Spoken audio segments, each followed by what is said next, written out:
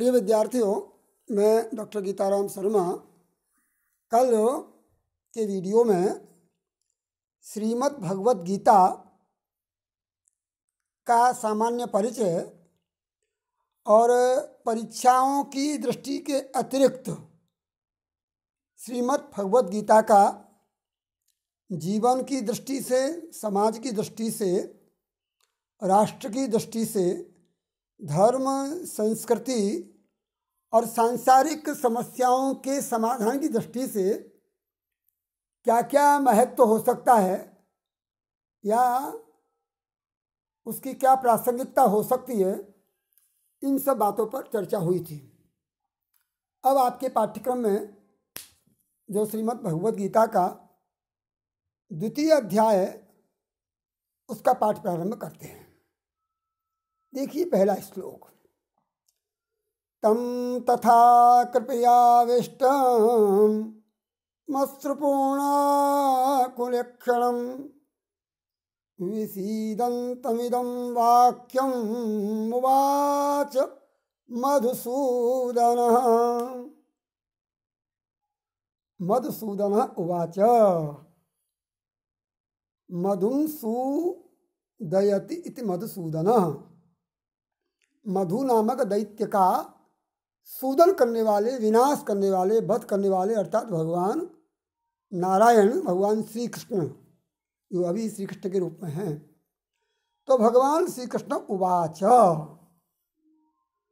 उवाच बोले, उवाच लिखा है ना, वाक्यम उवाच। तो मधुसूदन वाक्यम उवाच, इदम वाक्यम उवाच, यह वाक्य बोले।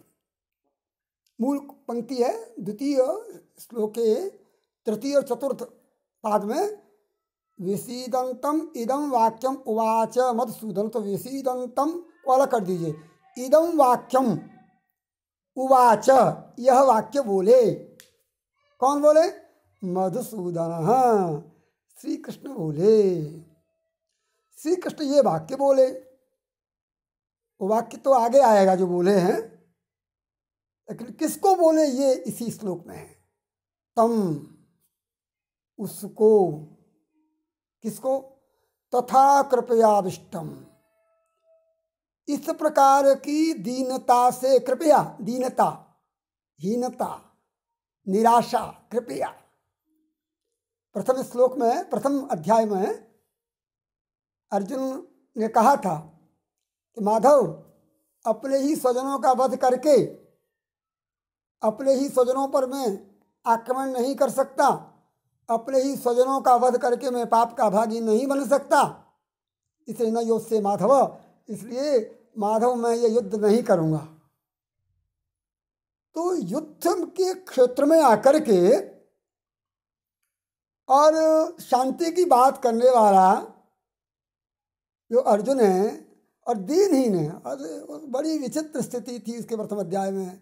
हाथ से गांडीव गिर गया, पसीना से लथपथ हो गया, है ना, बिल्कुल वाणी बोल नहीं पा रही है, बिल्कुल सारी स्थितियां, ताप उसका बढ़ गया।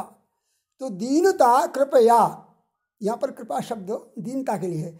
दीनता से, कार्पण्य से, ठीक है ना, आविष्ट, जो भरा हुआ है, परिपूर्ण है, जिसके मन में दीनता भरी हुई है, ऐसी दीनता। कैसी दीनता?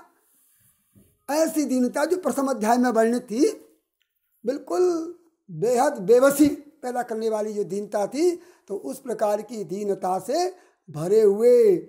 और कैसे? अर्जुन के इसमें दो तीन विशेषण। एक तो ये तथा कृपयाविष्टम, ये तम है, अर्जुन के लिए आया है। अब द्वितीयांत जितने भी विशेषण हैं, ये सब तम के विशेषण हैं। तम सर्वनाम उसका विशेष है। तो उस दीनता से भरे हुए उसको, और अश्रुपूर्णा आकुलेक्षणम, अश्रुभि पूर्णः, अश्रुभि पूर्णा, अश्रुओं से भरी हुई, आंसुओं से भरी हुई, आकुलानी चक्षुंसी, ईक्षणानि यस्य, आंसुओं से भरी हुई व्याकुल आंखों वाला, बहुब्रीहि समास। अश्रुभि आपूर्णानि आकुलानि च तै आकुलानि ईक्षणानि यस्य से। ईक्षणानि चूंकि बहुवचन आएगा इसलिए ईक्षणे यस्य, जिसकी आंखें आंसुओं से भरी हुई हैं, आंखों से आंसुओं से भरी हुई आंखों वाले, आंसुओं से भरी हुई आंखों वाले। और तृतीय विशेषण विषीदंतम, विषाद से भरे हुए। प्रथम अध्याय का नाम ही विषाद योग है, तो जो विषाद से युक्त है, विषाद विषाद करते हुए, सीदन, सिद्ध धातु है, शीत भी उपसर्ग है और उसका क्षत्रिय प्रत्यांत रूप हो गया विषीदत। और सत्य प्रत्यांत विषीदत की द्वितीया का एक वचन विषीदंतम, तो विषाद से भरे हुए। तम उस अर्जुन को, तो कौन से अर्जुन को मधुसूदन वाक्य बोले? उस अर्जुन को मधुसूदन श्री कृष्ण वाक्य बोले जो दीनता से भरा हुआ है, जो जिसकी आंखों में आंसू हैं और आंसुओं से लथपथ होने के कारण जिसकी आंखें व्याकुल हो रही हैं, या व्याकुल या आंसू से भरी हुई आंखों से, जो डबडबाई हुई आंखों से जो व्याकुलता को प्रकट कर रहा है, और विषाद से, निराशा से, हीनता से जो भरा हुआ है, मुझसे मलिनता से जो भरा हुआ है, ऐसे उस अर्जुन को मधुसूदन वाक्यम इदम वाक्यम उवाच, ऐसे वाक्य बोले, ऐसे वाक्य बोले। कैसे वाक्य बोले? श्री भगवान उवाच, क्या बोले भगवान? कुतस्त्वां कसमलमिदं, कुतस्त्वां कसमलमिदं विषमे समुपस्थितम् अनार्य दुष्टमस्वर्ग्यम अकीर्तिकरम अर्जुन। क्या वाक्य बोले? हे अर्जुन, इस श्लोक का जो अंतिम पाद है, उस अंतिम पाद का अंतिम शब्द अर्जुन संबोधन है। हे अर्जुन, क्या बोले? हे अर्जुन, त्वां इदम कसमलम कुतः, देखिए अन्य देखिए, त्वां तुम्हारे, तुमको, इदम कसमलम, यह जो कसमल है, यह जो निराशा है, यह जो अवसाद है, यह जो दीनता है, कुतः, कहाँ से आ गई? तुम्हारा पालन पोषण तो ऐसे परिवेश में हुआ नहीं जहाँ युद्ध को देख करके निराशा आ जाए। तुम्हारे अंदर पौरुष की तो कोई कमी है नहीं, जो बलहीनता तो तुम्हारे अंदर है नहीं, जो शत्रु योद्धाओं को देख करके डर जाए। आखिर ये आई कहाँ से व्यक्ति के मन में? और वो भी कब आई? विषमेश, इस विषम स्थिति में।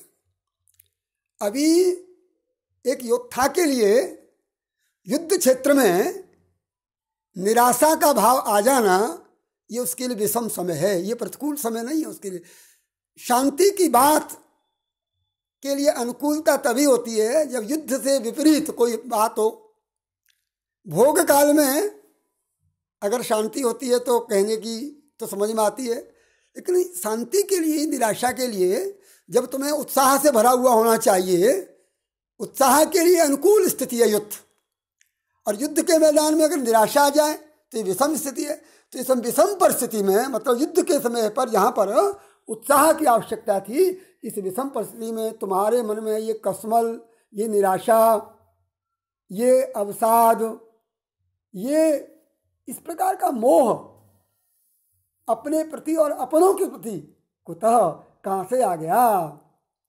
मालूम है ये कैसा अर्जुन, ये मोह है से कैसा? अनार्यम, ये कसमलम के विशेषण है। अनार्यम, अनार्य है। आर्य माने जो पूजनीय श्रेष्ठ लोगों के द्वारा आचरण करने योग्य मार्ग होता है, वो आर्य मार्ग होता है। आर्य, पूज्य लोगों के द्वारा स्वीकरणीय, और अनार्य पूज्य लोगों के द्वारा जो स्वीकरणीय नहीं है अर्थात निंदनीय, तो ये निंदनीय है। अनार्य है एक तो ये कस्मल, ये सब कस्मल के विशेषण है। कैसा कस्मल है? जो अनार्य है। और अजुष्टम, अजुष्टम, और ये प्रशंसनीय नहीं है। जुष्ट, जुस प्रशंसा के योग्य नहीं है। जुस माने प्रशंसा, और है ना, और अजुष्ट मतलब जो प्रशंसनीय नहीं है। और अस्वर्गम, और स्वर्ग देने वाला नहीं अर्थात नरक देने वाला है। और अकीर्तिकर है, कीर्ति सब संधि है। अनार्यम, ठीक है, ये जो ऊपर यकार के रकार से ऊपर जो अनुस्वार है वो संधि करेंगे तो अनार्यम, और इसमें से अ निकलेगा तो अजुष्टम, और म हलंत होकर के अस्वर्गीयम, और अस्वर्गीयम की म में से अकार निकलेगा और कीर्ति के साथ जुड़ेगा अकीर्तिकरम। ठीक है, ये 4 शब्द हैं, अनार्यम, अजुष्टम, अस्वर्गीयम, अकीर्तिकरम। और ये चारों विशेषण किसके हैं? कस्मल के हैं। तो यह जो कस्मल, कैसा कस्मल? जो अनार्य है। कस्मल मतलब ये जो है ना, मोह का भाव, ये डर का भाव। कस्मल कहते हैं कालिमा, मन का कालापन। तो मोह, लोभ, क्रोध, आसक्ति, तृष्णा, ये सब कस्मल है। तो ये जो मोह नाम का कस्मल है, मोह नाम की जो मन में कालिमा पैदा हुई है, जो कस्मल कैसा है? जो अनार्य है, पूजनीय श्रेष्ठ लोगों के द्वारा आचरण करने योग्य नहीं है। और कैसा है? अजुष्ट है, प्रशंसनीय नहीं है। और कैसा है? अस्वर्ग है, स्वर्ग देने वाला नहीं। अर्थात योद्धा के लिए स्वर्ग क्या है? युद्ध।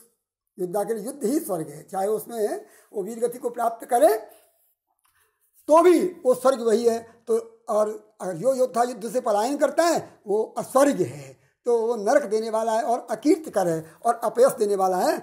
ऐसा ये मार्ग तुम्हारे, ऐसा तुम्हारा कस्मल तुम्हारे मन में आया कहाँ से? आखिर इसका कारण क्या हो सकता है? ये कहते हैं अर्जुन, भगवान कहते हैं ये कि ये इस विषम परिस्थिति में ये कैसे हो गया?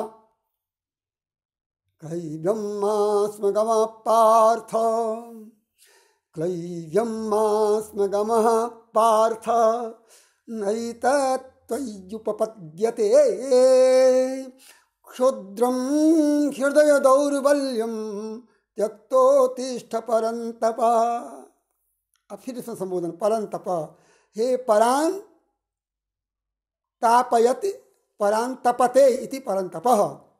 शत्रुओं को तपा दे, अर्थात शत्रुओं के मन में ताप पैदा कर देने वाले, अर्थात शत्रुओं को डरा देने वाले, अर्थात जिससे शत्रु है परंतप अर्जुन। अब ये देखिए इस भगवद गीता के संबोधन में ही एक बहुत बड़ा उत्साह से भरे हुए संबोधन है। तो हे परंतप क्लैव्यम्मास्म गमः, परंतप अर्जुन, परांतपते, पर माने शत्रु, शत्रुओं को तपा देने वाले, शत्रुओं को डरा देने वाले, शत्रुओं को भयभीत कर देने वाले, हे अर्जुन क्लैव्यम्मास्म गमः, तू कायरता को प्राप्त मत करे, कायर मत बने। माँ गमा, माँ यहाँ निषेधात्मक है, निषेध अर्थ में नहीं, मत हो जाओ, मत प्राप्त करो, किसको? क्लैव्यता को। तुम नपुंसक मत बनो, कायर मत बनो, कृपणता को प्राप्त मत करो, दीन मत बनो। क्यों? हे पार्थ, दूसरा संबोधन, हे पार्थ, हे प्रथापुत्र। अब देखिए जब व्यक्ति के मन में जब कोई प्रतिकूल भाव आते हैं या उसके स्वभाव के अनुकूल बातें नहीं आवे ना, तब उसके पूर्वजों का पुरुषार्थ उसको याद आ जाए, इसके लिए पूर्वजों की याद दिलाते हैं। तो हे प्रथापुत्र, ये प्रथा जैसी क्षत्राणी, प्रथा जैसी वीरांगना के बेटे अर्जुन, न एतत् त्वयि उपपद्यते, न एतत् नैतत्, न एतत् वृद्धि संधि, न एतत् नैतत्, और एक आई हो गया, और त्वयि उपपद्यते, त्वयि सप्तमी त्वयि, और उपपद्यते संधि हो गई इकोनोची से, तो त्वयि का जो ई है वो यह हो गया, तो उपपद्यते। तुम्हें ये शोभा नहीं देता, तुम्हें ये उचित नहीं लगता तुम्हारे लिए। तुम जैसा वीर, तुम जैसा क्षत्रिय योद्धा अगर इस प्रकार निराशा के भावों में भर जाए, ठीक तो नहीं लगता। उपमा देते बेटा, वत्स, श्री कृष्ण कहते हैं वत्स क्षुद्रम हृदय तरुवल्यम।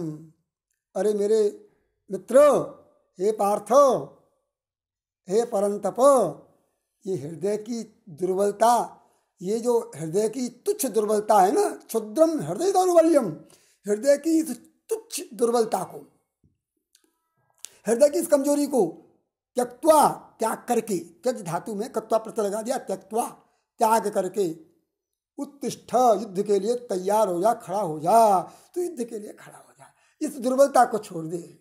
मेरे मित्र, हे परंतप, हे पार्थ, ये इस प्रकार की जो मलिनता है, इस प्रकार की दीनता है, ये इस विषम परिस्थिति में शोभा नहीं देती। तुम इसको छोड़ दो और त्याग कर दो, और त्याग करके युद्ध के लिए खड़े हो जाओ। अर्जुनोवाच, तो अर्जुन क्या कहने लगे, कथम भीष्महं संख्ये द्रोणं च मधुसूदन इषुभिः प्रतियोत्स्यामि पूजारौ अरिसूदन। हे मधुसूदन, हे मधुसूदन, अर्जुन क्या बोले, हे मधुसूदन, मुझे बताओ तो सही, इस संख्य में, इस युद्ध में, संख्ये इस युद्ध में, मैं कथम भीष्मम कथम द्रोणम, भीष्म पितामह को, जो मेरे पितामह हैं, जिनकी उंगलियां पकड़ पकड़ के चलना सीखा, जिनके चरणों में हमेशा नतमस्तक हुआ, और जिन आचार्य द्रोण ने उंगलियां पकड़ पकड़ करके धनुष विद्या सिखाई, ऐसे पूजनीय भीष्म पितामह को, ऐसे पूजनीय द्रोणाचार्य द्रोण को इस संख्य में, युद्ध में, संख्ये इस युद्ध में, कथम कैसे, इषुभि प्रतियोत्स्यामि, इन दोनों महापुरुषों के प्रति, इषुभि युद्ध बाणों से, इषु बाण, बाणों, इषु की तृतीया का बहुवचन इषुभि, बाणों से, प्रतियोत्स्यामि, इनके विरुद्ध कैसे युद्ध करूंगा, क्योंकि ये दोनों पूजा रहु अरिसूदन, हे अरिसूदन, ये दोनों ही मेरे परम पूज्य हैं। पूजा रहु, पूजा रह और द्वितीया का एक वचन, प्रथमा का एक द्विवचन, प्रथमा का द्विवचन, पूजा रहु, ये दोनों ही मेरे पूजनीय हैं। हे अरिसूदन, पूजा रहु, एचोय वायाव संधि हो गई, पूजा रहु अरिसूदन, तो पूजा रहु का जो औ है उसका आव होकर के और अरिसूदन बन गया। तो हे अरिसूदन, हे दुष्ट दमन करने वाले कृष्ण, ये दोनों मेरे पूजनीय हैं, भीष्म पितामह और आचार्य द्रोण। इनको इस युद्ध में कैसे इनका वध करूंगा, इनके प्रति कैसे युद्ध करूंगा, कैसे लड़ूंगा इनके विरुद्ध, ये मेरे से कैसे संभव होगा, ऐसा कहते हैं। तब जो है ना, वो कहते हैं कि गुरून्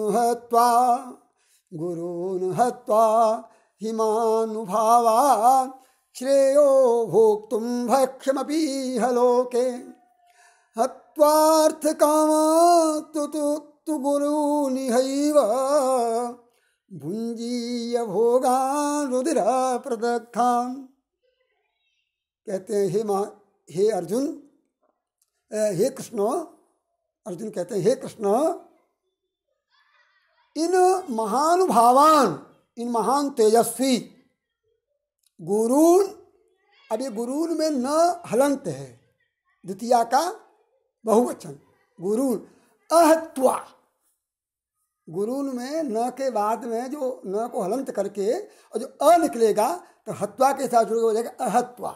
इन गुरुओं को बिना मारे हुए, हत्वा माने मार कर, अहत्वा मतलब बिना मारे, इन गुरुओं को बिना मारे, इन गुरुओं का वध किए बिना, ठीक है, श्रेयो भोक्तुम भक्ष्यम अपि इह लोके, इस इह लोके, भक्ष्यम अपि इह लोके, समझिए, देखिए, भक्ष्यम अपि इह लोके, इह लोके इस संसार में, भक्ष्यम अपि भिक्षा का अन्न भी, भोक्तुम भोगने के लिए, श्रेयो मैं कल्याणकारी मानता हूँ। मतलब इन गुरुजनों के विरुद्ध लड़ना नहीं पड़े और भले ही भिक्षाटन से जीविका चलानी पड़े तो भी मैं श्रेष्ठ समझता हूँ। गुरुन हत्वा हिमानुभावान श्रेयो भोक्तुम भक्ष्यमपि हलोके। और इसके विपरीत हत्वार्थ कामांस्तु गुरु निहैव भुंजीय भोगान रुद्र प्रदत्तान।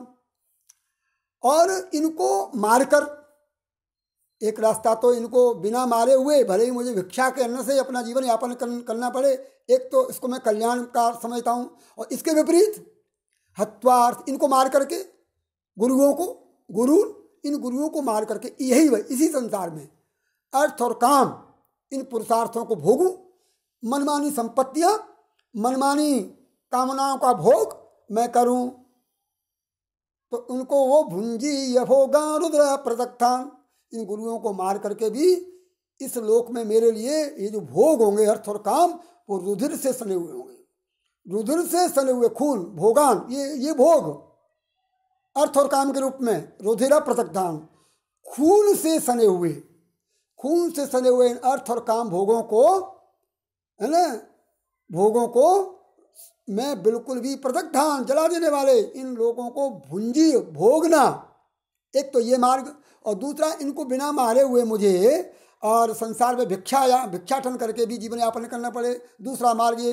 तो मैं पहले वाले मार्ग को ठीक समझता हूँ, कल्याणकारी मानता हूँ। इन गुरुओं को जीवित रख करके, इन गुरुओं के विरुद्ध युद्ध न करके, और मैं भिक्षा का अन्न खा करके जीवन यापन कर लूँ, ये ज़्यादा ठीक है, बजाय इसके कि इनको मार करके खून से सने हुए अपार संपदा और अपार कामनाओं का भोग करके अर्थ काम का भोग करूं। ये मेरे लिए खून से सने हुए भोग और अर्थ काम मुझे स्वीकार नहीं है, भले ही मैं भिक्षा करना खा करके जीवन यापन कर लूंगा, ऐसा निवेदन करना चाहता हूं।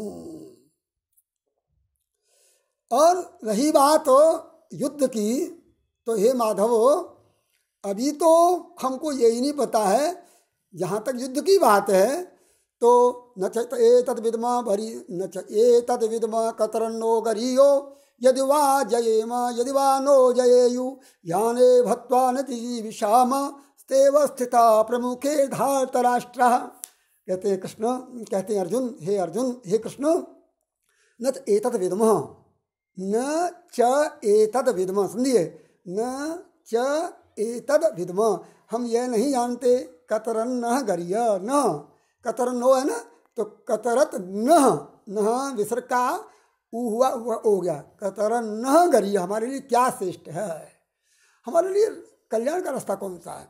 क्योंकि अभी हम यही नहीं जानते, यदि वा जयेम यदि वा नो जयेयु, हम यही नहीं जानते कि वा जयेम यदि वा नो जयेयु, हम ये नहीं जानते इन कि युद्ध, ये जो युद्ध होगा है ना, इनमें से वो जीतेंगे या हम उनको जीतेंगे, वो हमको जीतेंगे या हम उन्हें जीतेंगे।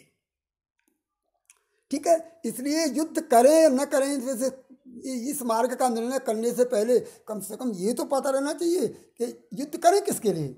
अभी तो ये पता ही नहीं कि युद्ध वो हमको जीतेंगे या हम उनको जीतेंगे। और मान लीजिए कि हम ही जीत जाएंगे, मान लीजिए हम ही जीत जाएंगे, तो भी मैं युद्ध को ठीक नहीं मानता। क्यों? याने भक्तवान श्याम, जिनको मार करके, जिनका वध करके मैं जीवित भी नहीं रहना चाहता।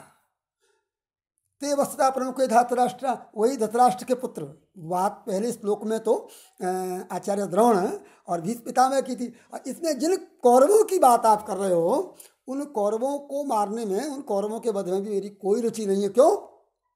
क्योंकि जिनको इनको मार करके, अपने ही भाइयों को का वध करके मैं, तो हम जीवित भी नहीं रहना चाहते। ये जीवन, ऐसा जीवन हमारे लिए धिक्कार है, ऐसे जीवन को जो भाइयों को मार करके जीना पड़े। तो वही प्रमुख है युद्ध में, वही धृतराष्ट्र के पुत्र हमारे भाई अवस्थित हो गए, स्थित हो गए। तो पहली बात तो अभी यही तय नहीं है कि युद्ध में वो हमको जीतेंगे या हम उनको जीतेंगे। माना कि वही जीतेंगे तो भी युद्ध करना मैं श्रेयस्कर नहीं समझता हूँ, क्योंकि जिनको जीत करके, जिनका वध करके हम संसार में जीवित नहीं रहना चाहते, वही धृतराष्ट्र के पुत्र हमारे प्रतिद्वंदी बन करके, हमारे शत्रु बन करके और युद्ध में प्रमुख है, युद्ध में हमारे सामने ही खड़े हैं। इसलिए मुझे बिल्कुल भी यह युद्ध पसंद नहीं हैं। इस प्रकार जो है अर्जुन अपनी निराशा को व्यक्त करता हुआ कहता है। अगला वीडियो, अगला पार्ट अगले वीडियो में।